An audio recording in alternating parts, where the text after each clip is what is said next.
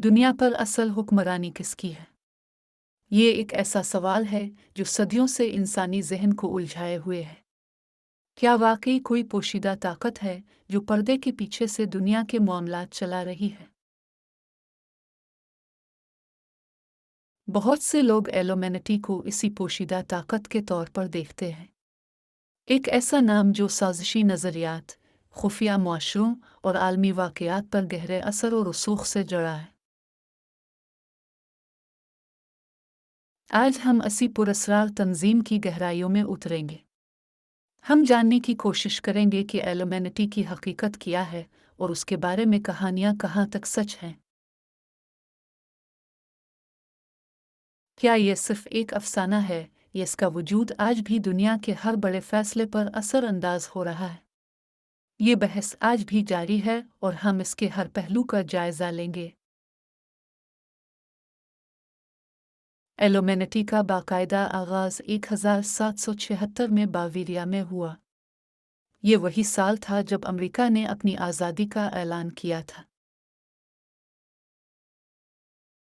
इस तंजीम की बुनियाद एडम वेशापेट नामी एक जर्मन फ़लसफ़ी ने रखी थी। वो एक रोशन ख़याल मुफ़क्किर थे जो अपने वक्त के समाजी और सियासी ढांचे से मुतमिन नहीं थे। वेशापेट का मकसद इल्म, आज़ादी और इंसानियत की फ़लाह व बहबूद को फ़रोग़ देना था। वो चाहते थे कि लोग मजहबी और सियासी जबर से आज़ाद होकर अपनी अक्ल का इस्तेमाल करें। इस तंजीम का बुनियादी मकसद चर्च और रियासत के बढ़ते हुए असर और रसूख का मुकाबला करना था। वो एक ऐसी दुनिया का ख्वाब देखते थे जहाँ अक्ल और मंतिक की हुक्मरानी हो। अपने मकासद के हुसूल के लिए उन्होंने इंतहाई खुफिया तरीके से काम किया। इनके अराकीन को सख्त हल्फ उठाना पड़ता था और उनकी शनाख्त पोशीदा रखी जाती थी। उन्होंने खुद को एलोमेनेटिव का नाम दिया, जिसका मतलब है रोशन ख्याल का मुनव्वर शुदा। ये नाम उनके इल्म और रोशन ख्याली के दावे की अक्कासी करता था। ताहम इनकी ये खुफिया सरगर्मियाँ ज़्यादा देर तक जारी न रह सकी। 1785 में बाविरिया की हुकूमत ने एलोमेनिटी को गैर कानूनी करार दे दिया। इन पर हुकूमतों का तख्ता उलटने और मजहब को ख़त्म करने की साजिशों का इल्ज़ाम लगाया गया। इसके बाद ये तंजीम बज़ाहिर तहलील हो गई। लेकिन यहाँ एक अहम सवाल पैदा होता है, क्या एलोमेनिटी वाकई ख़त्म हो गई थी? आइए सिर्फ पर्दे के पीछे चली गई और अपनी सरगर्मियाँ जारी रखी।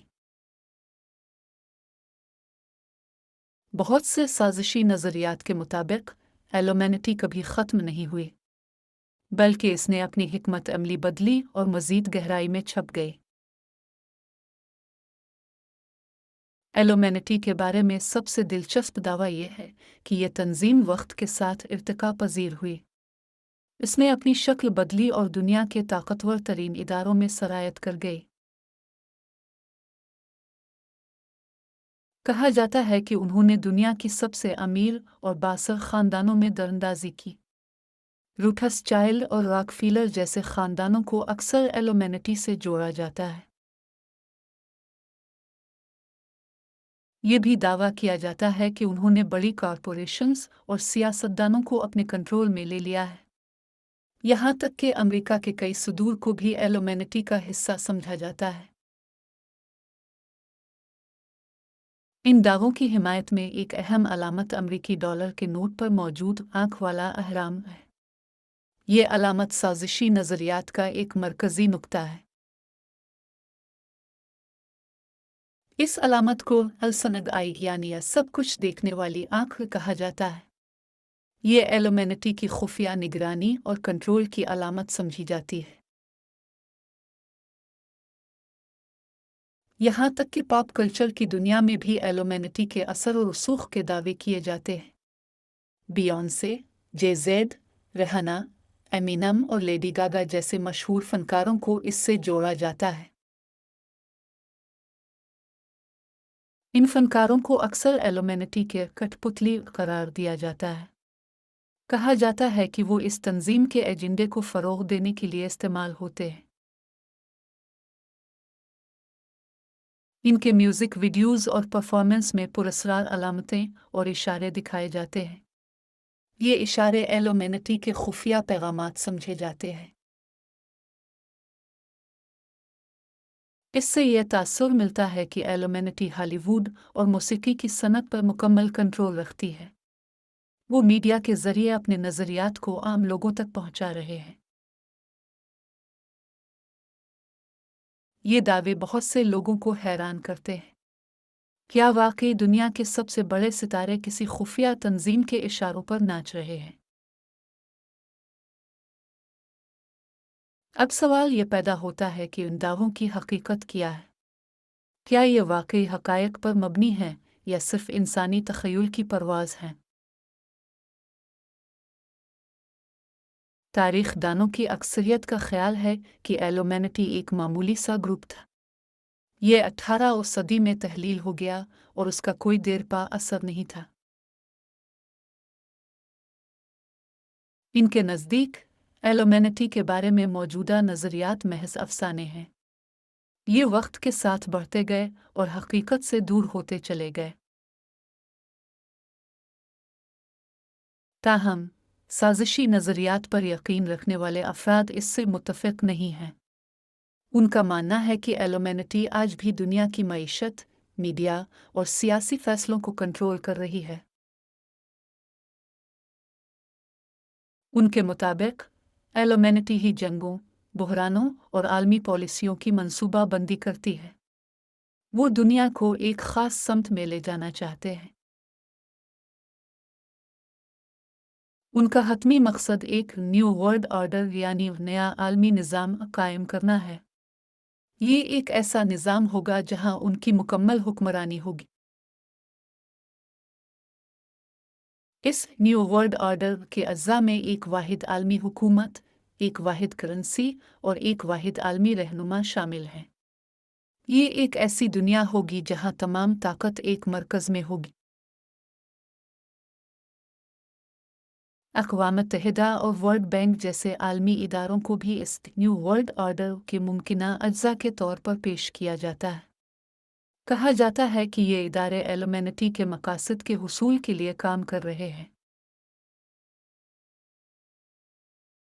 लेकिन इन तमाम दावों के बावजूद कोई हतमी सबूत मौजूद नहीं है।